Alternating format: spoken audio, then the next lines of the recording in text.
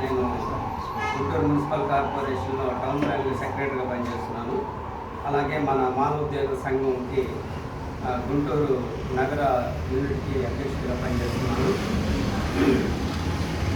ప్రయత్నాలను చేసినటువంటి మన మానవ ఉద్యోగ సంఘం రాష్ట్ర జనరల్ సెక్రటరీ అనిల్ గారికి, అలాగే మరి పీడీ గారికి, సురజీవన్ బాబు గారికి, అలాగే జిల్లా అధ్యక్షులు చొక్కా రాజు గారికి, అలాగే మరి ఈ యొక్క ప్రోగ్రాం లీడ్ చేస్తున్న నేలపాటి క్రాంతి, అలాగే మరి పెద్దలు అందరూ కూడా గుంటూరు నుంచి మా టీం కూడా వచ్చింది.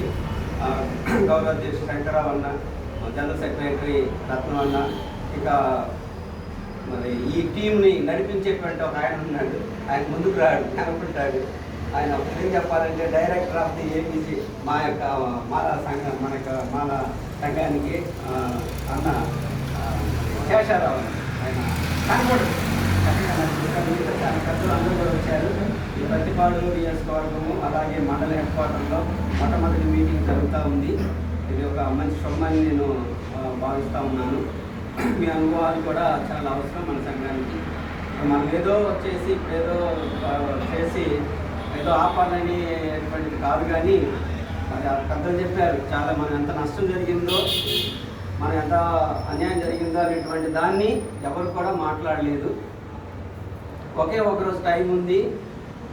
మరి ఆయన ఎంతో కష్టపడి ఒక రిపోర్ట్ తయారు చేసి అన్ని జిల్లాల మన యొక్క మాలలో ఉన్నటువంటి పర్సంటేజ్, మాదిగలు ఉన్న పర్సంటేజ్, అన్ని కాస్ట్ ఎస్సీలో ఉన్నటువంటి ఒక్కొక్క సంఘాలు ఒక్కొక్కలన్నింటినీ కూడా ఒక కేంద్రీకరించి 117 పేజీల ఒక రిపోర్ట్ని one man commission chairman retired IAS గారికి వారు వెళ్ళి, సార్ ఇట్లా జరుగుతుంది, మాకు ఇది అన్యాయం జరుగుతుంది సార్, ఈ పుస్తకం ఒకసారి చూడండి అని ఆయన చూసి ఒక అరగంట వరకు కూడా స్టడీ చేసి చాలా మంచి నిర్ణయం తీసుకున్నారు. కానీ నా చేతులు అయితే ఏం లేదు, నా ప్రయత్నం చేస్తానని చెప్పేసి ఒక మాట చెప్పి, మీరు కూడా ఇంకా ఫర్దర్గా దీని మీద కాస్త మీరు అవేర్నెస్ తెలుసుకోండి నేను ఒక సలహా ఇచ్చినప్పుడు, ఇన్ని సంఘాలు ఉన్నాయి, మన మాల సంఘాలు ఒకటి ఉన్నాయి, ఈ ఒకటి ఉన్నాయి, ఊరికి ఒకటి ఉంది, మండలానికి జిల్లాలకు రకరకాలు ఉన్నాయి. ప్రతివాడు ఒక జెండా మీద వేసుకోవటం, దేవీం అనుకోవటం, బళ్ళు మీద పెట్టుకోవటం, అక్కడికి వెళ్ళటం, టీ కొట్టల దగ్గర కనబడుతూ ఉంటారు, మంచి వైట్ అండ్ వైట్ వేసుకుంటారు, బాగానే ఉంటుంది. ఒక్కరంటే ఒక్కరు కూడా వెళ్ళి వెళ్ళిపోతారు.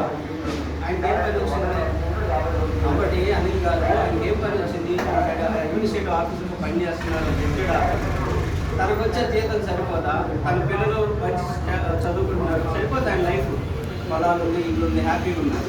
రాజధానికి చెప్పిన ఆయన కూడా మంచి రిటైర్ స్టేజ్లో ఉన్నారు, పిల్లలు, అల్లుళ్ళు, కూతురు, అందరూ కూడా ఎంప్లాయీస్. ఆయనకి ఏం పట్టింది, ఎందుకు రావాలి అంటే, మనం ఇంతటితో ఆగితే ఈ నష్టం అనేటువంటిది ఇంకా రాబోయే రోజుల్లో ఇంకా బుడమేరు వాగులాగా అయిపోతుంది.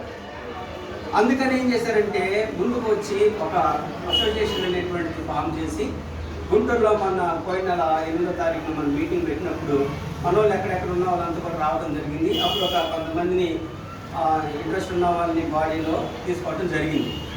ఇప్పుడు ఇక్కడ ఉన్నటువంటి వాళ్ళు కూడా బాగా మీరు చేయగలిగినప్పుడు స్టేట్లోనూ డిస్ట్రిక్ట్లోనూ మీ యొక్క కంపల్సరీ తీసుకుంటారు. అయితే ఇక్కడ మనం ఏంటంటే మన జాతి కోసం, ఇప్పుడు మాల అనేటువంటి ఆ మాట అనగానే ఏదో ఒక వైబ్రేషను మనిషిలో, మాల అంటే ఒక మనోడైనా కూడా అని ఎందుకు వస్తుందో మరి అర్థం కావట్లా. ఎందుకంటే అంత ఫీలింగ్ ఎందుకు అంటే, అందులో మన పొలాన్ని చొక్కా రంగంలో మానవులు ఎలా అయితే, అంబట మానవులే, ఆ కంచెల మానవులే, నేలబాట మానవులే, వాళ్ళు కనపడతారు మానవులే. ఎందుకు ఆ ఇంటి పేర్లు చదవగానే అమ్మాయి మానవులేనయ్యా వీళ్ళు అనుకుంటాం. చాలామంది ఎవరైనా ఆఫీసర్ దగ్గరికి వెళ్ళాలంటే ఫస్ట్ ఆయన ఎక్కడి నుంచి వచ్చాడు, ఆయన ఎక్కడ చేశారు, ఆయన పేరు అర్థం కావట్లేదు, ఇంటి పేరు కనుక్కొని వాళ్ళ ఫ్రెండ్స్ కనుక్కొని మొత్తానికి కన్ఫర్మ్ చేసుకుని ఆయన మనోడేనయ్యా అని కన్ఫర్మ్ చేసుకుని అంటారు. అంటే ఒక భరోసా, మనోళ్ళు ఉన్నారు అక్కడ. సో ఇప్పుడు మనం వాళ్ళకేం వ్యతిరేకం కాదు, వాళ్ళు కూడా కష్టపడ్డారు. వాళ్ళు ఎక్కడ కూడా ఏ ఎంప్లాయీ కూడా ముందుకు వచ్చి ముందుకు నడిపించినటువంటిది కాదు. ఒక సంస్థగా వాళ్ళు పెట్టుకున్నారు, వాళ్ళకి ఎంప్లాయీ సపోర్ట్ చేశారు, వాళ్ళకి ప్రతి నెల కూడా వాళ్ళకి మనీ రూపంలో వాళ్ళకి సపోర్ట్ చేశారు. కాబట్టి ఆ ఉద్యమం నడిచింది, వాళ్ళు అలాగ దాన్ని కాపాడుకుంటూ వచ్చారు. ఈ రోజున మనోళ్ళు 33, 36 మంది, 40 మంది నాయకులు ఉన్నారు. కానీ ఇప్పుడు మనందరం కూడా ఒక తాటికి మీదకి వచ్చి, మనకు కొన్ని రూల్స్ ఉంటాయి, రెగ్యులేషన్స్ ఉంటాయి. మనం బయట ఎలా పడితే అలా మనం ప్రెస్ నోట్ ఇవ్వలేము, చక్కగా విపరీతమైనటువంటి దానిలో మాట్లాడాం. మనం సీసీ రూల్స్ ఉన్నాయి, మనం కొన్ని బౌండరీస్ ఉన్నాయి. మనం ఎలా పడితే అలా మాట్లాడలేము. ఎందుకు? మనం ఒక గవర్నమెంట్ ఉద్యోగంలో పనిచేస్తున్నప్పుడు మనం ఎంతవరకు ఉండాలో అంతవరకే ఉంటూ మనకు జరిగినటువంటి నష్టాన్ని ఒక డాక్యుమెంటరీ రూపంలో అది మన ప్రభుత్వానికి తీసుకెళ్ళగలిగినప్పుడు ప్రభుత్వం దానితో మిగతా మన సంఘాల్లో ఉన్నటువంటి మరి పెద్దలు కూడా అందరూ కూడా రిటైర్ అయిన వాళ్ళు అప్పుడు మన సంఘంలో ఉన్నటువంటి వారు కూడా వారి యొక్క సలహాలు కూడా తీసుకొని మరి